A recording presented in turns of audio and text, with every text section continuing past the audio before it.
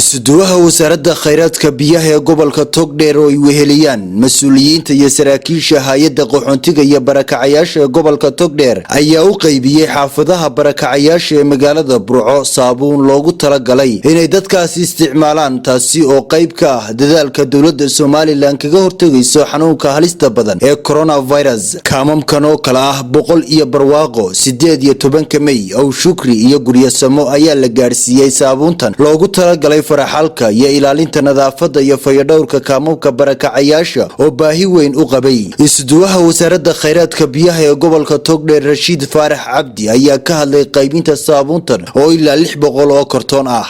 waxa halkan maanta aanu keenay waxa weeye saabuuntii faraxalka oo loogu talagalay ka hortagga xanuunkan coronavirus-ka maadaama xanuunka aanu lahayn dawo tallaal aanu lahayn waxa kaliya la sameyn kara waxa weeye waa ka hortag nagu ka wasaaradda horumarinta biyaha ee dalka Soomaaliland gaar ahaan gobolka Togdheer waxa aanu maanta halkan ku guddoonsiinaa gudoomiyaha hay'adda barakacayaasha 600 oo kartoon oo saabuuntaas ah oo loogu talagalay 4 IDP oo kala ah Kaambar Waaqo 18 May alla aamin iyo guryasamo oo mid walba tiradii loo soo qoondeeyay ay wasaaraddu soo gudbisay sidiina waan ugu qaybinaynaa. Isuduwaha hay'adda barakacayaasha ee gobolka Togdheer Cabdikariin Xaashi Karinle ayaa uga mahadnaqay wasaaradda khayraadka biyaha iyo cid kasta oo ka qayb qaadatay caawinta iyo taakulaynta dadka jilicsan. Waaqo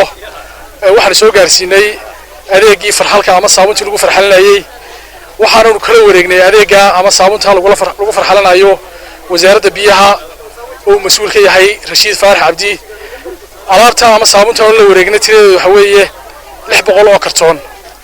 ruuxantii waxa weeye dunida waxa ka jira xanuun fidaya oo ah COVID-19 adeeggan saaka la soo gaarsiiyay kaamamka oo runtii wax badan ka fici doona fayadhowrkooda iyo ka hortagooda. waxaan ognahay xanuunkan inaanu lahayn wax dawaa laakiin uu leeyahay ka hortag.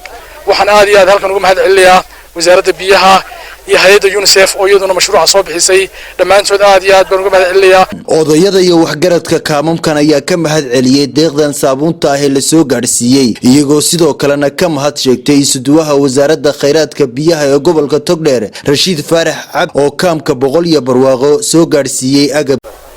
waxaan halkan kala wareegnay oo noogu keeneen isuduwaha wasaaradda biyaha iyo isuduwaha wasaaradda barakacayaasha labadoodu waxay noo keeneen saabuuntaasoo baahi badan ay u qabeen ummadda halkan degani iyo kaamamkuba dadka aadka u nugul ay ka mid yihiin xanuunadan iyo waxaan jirana aawadood u ah ka hortag si ay waxa weeye xanuunku male wax dawaahe waxa ka hortagun u ah inay dadku nadaafadda ku dadaalaan. iyaguna alaabtii ayna soo gaarsiiyeen waanu kala wareegnay waanu ka guddoonnay waana ku mahadsan yihiin 100%.